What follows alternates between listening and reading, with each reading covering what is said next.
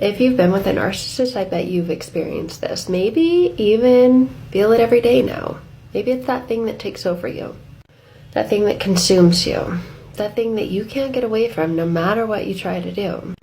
That thing is emotional flooding. So let's get into what emotional flooding is. And as we get into it and talk about it, you're going to think, well, yeah, that's what the narcissist does. Correct. And now it's become what you may experience because of their constant experience with it. Because emotional flooding happens when you're deeply emotionally triggered. It's when you get so overwhelmed with emotion that the emotions take over and take control. You completely lose access to that logical part of your brain.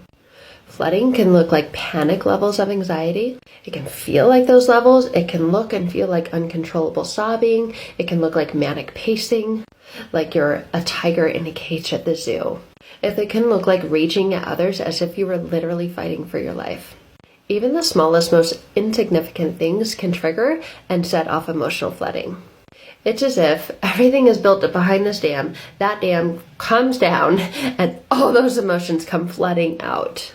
It's when you're in that situation that your emotions take the driver's seat and are out of control, that animal-like feeling of not being able to step back from those feelings.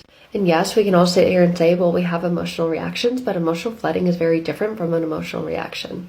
Emotional flooding is when you are so consumed, so overwhelmed by your feelings that you instantly shoot into a fight, flight, freeze, or fawn response. Not sure what those are. I have other videos about that. But this is where you literally can't even think, let alone communicate.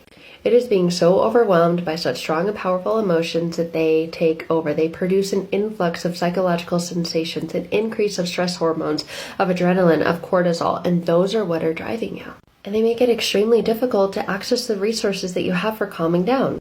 It's in that state where someone tells you, calm down, that it gets even worse.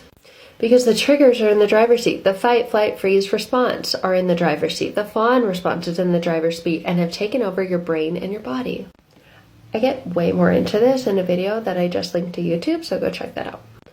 But to make this short, in other words, any sort of reasonable response goes out the window. And instantly and suddenly you are chasing that rabbit down the hole of negative thoughts and extremely heavy negative feelings. Those are being projected.